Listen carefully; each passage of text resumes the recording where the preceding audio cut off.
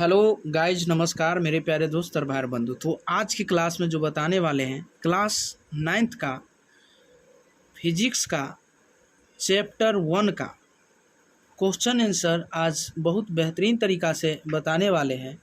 तो आज पूरा क्वेश्चन जो भी अति लघुत्तरीय प्रश्न यानी अति लघुत्तरीय प्रश्न है जितने भी वो सारे क्वेश्चन को आज हम इसके मतलब बताने वाले हैं आज बहुत बेहतरीन तरीक़ा से, यूनिक तरीक़ा से। तो आप लोग को बीच पता होगा और दिख रहा भी। तो चलिए बताते हैं। सबसे अति लघुत्तरीय प्रश्न का 1 नंबर क्वेश्चन है यानी विज्ञान क्या है। विज्ञान क्या है तो सावधानी पूर्वक और क्रमबद्ध तरीके से किए गए प्रयोगों और परीक्षणों द्वारा प्राप्त ज्ञान को ही क्या कहते हैं, विज्ञान। ठीक है ना। विज्ञान क्या है, आपसे कोई पूछ सकता है कि विज्ञान क्या है, विज्ञान से क्या समझते हैं। तो सावधानी पूर्वक और क्रमबद्ध तरीके से किए गए प्रयोग और परीक्षणों द्वारा प्राप्त ज्ञान को ही विज्ञान कहते हैं। क्या कहते हैं, विज्ञान कहते हैं। ठीक है। चलिए दूसरा नंबर है भौतिक राशियां कितने प्रकार की होती है और उनके नाम लिखें। यानी भौतिक राशियां जो है वो कितने प्रकार के होते हैं। भौतिक राशियां कितने प्रकार के होते हैं। तो भौतिक राशियां जो है 2 प्रकार की होती है। क्या होती है, भौतिक राशियां 2 प्रकार की होती है। तो आप 2 प्रकार की कौन कौन है उसका भी नाम न होना चाहिए। तो आधारी राशि और व्युत्पन्न राशि। क्या होगा, आधारी राशि और राशियां, आधारी राशियां और व्युत्पन्न राशियां।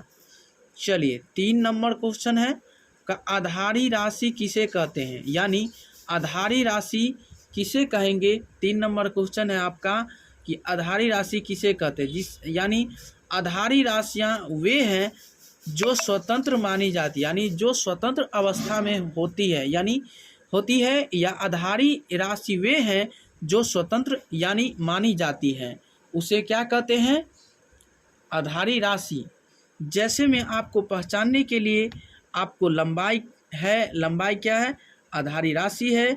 द्रव्यमान क्या है, लंबाई क्या है, आधारी राशि है। और समय क्या है, आधारी राशि है आदि, यानी ETC और हो सकता है। ठीक है ना। चलिए तो 4 नंबर क्वेश्चन है आपका कि व्युत्पन्न राशियां क्या है। यानी व्युत्पन्न राशियां क्या है। व्युत्पन्न राशियां वे हैं जो आधारी राशियों के पदों में व्यक्त की जाती है। अब उसको आधारी राशियों के पदों में व्यक्त की जाती है, उसे क्या कहते हैं, व्युत्पन्न राशि, यानी व्युत्पन्न राशि कहते हैं। तो जैसे में आपको कह दिया जाए कि क्षेत्रफल क्या है, व्युत्पन्न राशि है। आयतन क्या है, व्युत्पन्न राशि है। बल क्या है, व्युत्पन्न राशि है। कार्य क्या है, व्युत्पन्न राशि है। ऊर्जा क्या है, व्युत्पन्न राशि है आदि। ठीक है ना, समझ गए होंगे उम्मीद करते हैं। चलिए 5 नंबर क्वेश्चन के देखिएगा क्या कह रहा है कि आधारी मात्रक किसे कहते हैं। आधारी मात्रक किसे कहते हैं, आपका क्वेश्चन है, बुक में जाकर मिला लीजिएगा, बुक में मिलवे ही करेगा। आधारी मात्रक किसे कहते हैं, तो वह मात्रक जो किसी अन्य मात्रक पर निर्भर नहीं करता है उसे आधारी मात्रक कहते हैं। वह मात्रक जो किसी अन्य मात्रक पर निर्भर नहीं करता उसे आधारी मात्रक कहते हैं।